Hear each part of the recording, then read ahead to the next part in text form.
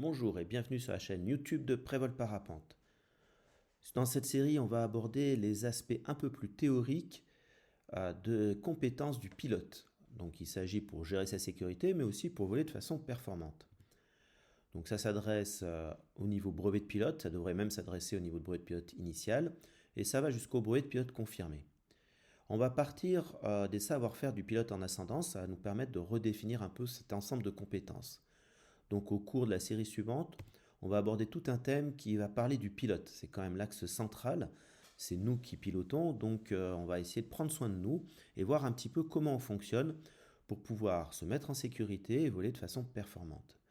On verra aussi la rubrique analyse. Actuellement, on appelle ça aussi la prise d'information. Donc la prise d'information, elle se fait à travers nos 5 sens.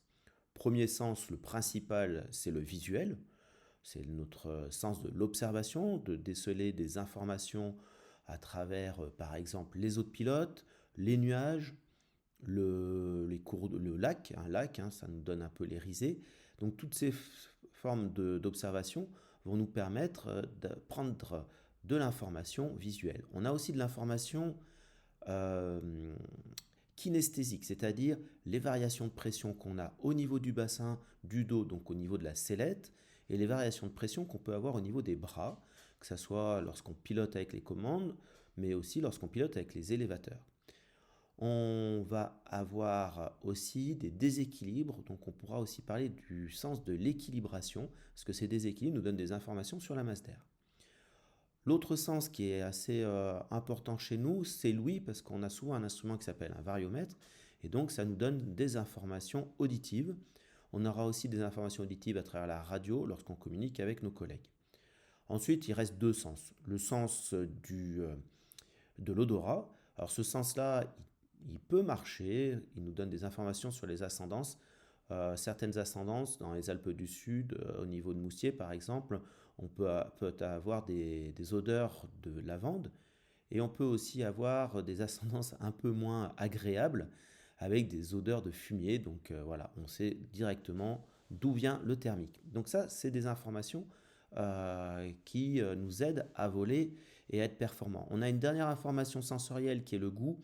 En règle générale, le goût ne nous apporte pas beaucoup de choses, mis à part peut-être des bouches pâteuses ou des choses comme ça, qui là vont nous renseigner sur notre état de pilote. Est-ce qu'on est à soif? Est-ce qu'on est fatigué? Est-ce qu'on est stressé? Euh, Élément suivant, la stratégie. Alors ça, c'est ce qu'on appelle aussi la prise de décision. Donc à travers l'ensemble des informations qu'on a visualisées ou qu'on a entendues, on va mettre ça en relation avec notre expérience, avec nos connaissances théoriques, et ça va nous permettre de prendre des décisions tant pour la performance que pour gérer notre sécurité. Prenons un exemple, j'ai observé les manches à air, j'ai observé les autres pilotes, je prends la décision de faire cette approche dans tel sens. Ensuite, l'acte moteur, ça c'est l'ensemble qui est le plus évident parce que c'est la partie qui se voit. Tout le reste, c'est des processus internes. L'acte moteur, c'est un processus externe et ce processus-là, c'est en fait le résultat de tout le reste, mais c'est une petite partie, c'est la partie émergée de l'iceberg, mais il y a beaucoup d'autres choses qui se passent en interne et c'est pour ça qu'on fait ce cours-là, c'est pour essayer de comprendre ces processus internes. Donc l'acte moteur, c'est le pilotage, c'est le fait d'actionner une commande, de se pencher à la sellette. Voilà, ça c'est un acte de pilotage. Alors, qu'est-ce qui va être important? C'est de répéter tous ces exercices, que ça soit la prise en compte de notre état de pilote, que ça soit l'observation. À force de répéter des observations, on ne se rend même plus compte qu'on observe. La manche à air dont je parlais tout à l'heure, par exemple, ben on ne s'est même pas rendu compte qu'on avait visualisé cette manche à air et interprété cette manche à air.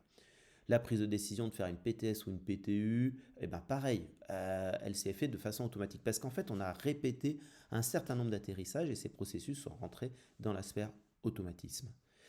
L'acte moteur, on ne sait pas avec précision comment on a fait pour tourner, sauf si on revient dessus ultérieurement en débriefing.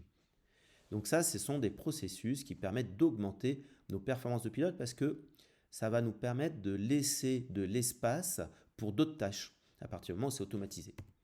Donc le pilote, il est fait de 4 piliers.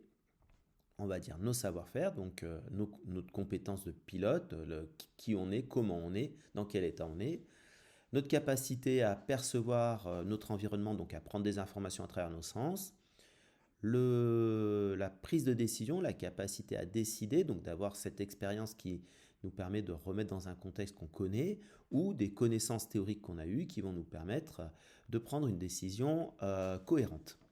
Et enfin, un acte moteur. Tout ça à travers des automatismes qui font que ça rentre dans la partie invisible et ça rentre dans la partie inconsciente, c'est-à-dire que ça ne demande plus une concentration ultime. Tout ça va faire en sorte que notre pilote va devenir ultra performant avec son expérience. Merci de m'avoir écouté et n'oubliez pas de poser des questions à vos moniteurs et rien ne remplace un cours en salle ou en pratique sur le terrain lors d'un stage. À bientôt!